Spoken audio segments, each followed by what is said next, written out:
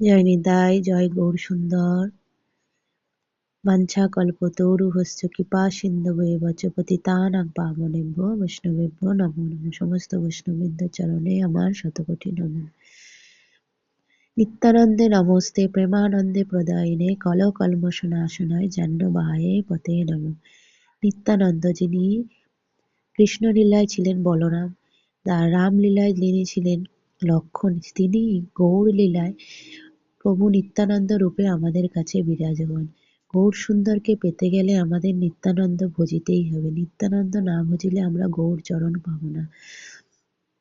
রঘুনাথ দাস গোস্বামী লীলায় মহাপ্রভু আমাদেরকে শিক্ষা দিয়ে গেছেন যে নিত্যানন্দকে না ভজে কেউ যদি গৌর সুন্দরকে সরাসরি পেতে চায় তাহলে তার অপরাধ হবে। যেমন আমাদের দণ্ড মহোৎসব, রঘুনাথ দাস গোস্বামী, যিনি ৬ গোস্বামীর মধ্যে একজন ছিলেন, তিনি সরাসরি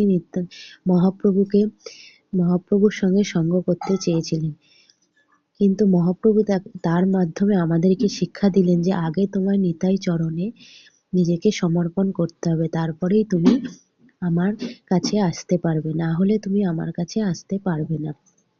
সেই জন্য এখনো পানিহাটিতে সেই দণ্ড মহোৎসব লীলা এখনো পর্যন্ত হয় এবং তার থেকেই আমরা শিক্ষা পাই যে আগে নিতাইকে ভজিতে হবে।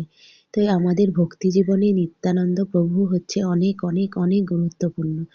এবং নিত্যানন্দ প্রভুর মধ্যে যার মধ্যে আনন্দ বিরাজমান, তাকে ভজিবার তরে আমরা এতই আনন্দ অনুভব করতে পারবো যে অনায়াসে আমরা গৌর চরণ পাবো। যেমন গুরু পরম্পরা অনুযায়ী আমাদের ভক্তি বিরাজমান, তেমনি নিত্যানন্দ প্রভুর কাছ থেকে আমরা যখন শরণাগতি হব তখন আমাদের ভক্তিতে যত কিছু অপরাধ, যত কিছু সব কিছু মুক্ত হয়ে আমরা গৌর সুন্দরের চরণ আশ্রয় করিতে পারিব। সেই জন্য আমাদের নিত্যানন্দ প্রভু হচ্ছে ভক্তি জীবনে অনেক অনেকই গুরুত্ববান। নিত্যানন্দ প্রভুর অনেক অনেকই লীলা রয়েছে। যেমনি মহাপ্রভুর লীলা রয়েছে তেমনি নিত্যানন্দ প্রভুরও অনেক লীলা রয়েছে। তিনি একচক্রা ধামে জন্মগ্রহণ করেছেন। একচক্রা ধামে নিত্যানন্দ প্রভুর জন্মস্থান এবং সেখানে তিনি অনেকই লীলা করেছেন এবং পরবর্তীকালে তিনি বঙ্গে এসে গৌর মহাপ্রভুর সঙ্গে এসে মিলিত হয়েছেন এবং ভক্তি জীবনে সে আমাদেরকে এত কিছুই দান দিয়ে গেছেন যে তার কাছে আমরা অনেকই কৃতজ্ঞতা।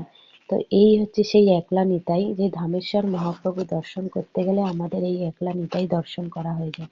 ধামেশ্বর মহাপ্রভু আর একলা নিতাইয়ের মধ্যে কোনো পার্থক্যই নেই। এত অপরূপ সুন্দর বিগ্রহ, যা দর্শন করলে শুধু দর্শনই করতে ইচ্ছা হয়, মনে হয় যেন দুই চোখ ভরে তা দর্শন করে যাই। জয় নিতাই, জয় গৌর।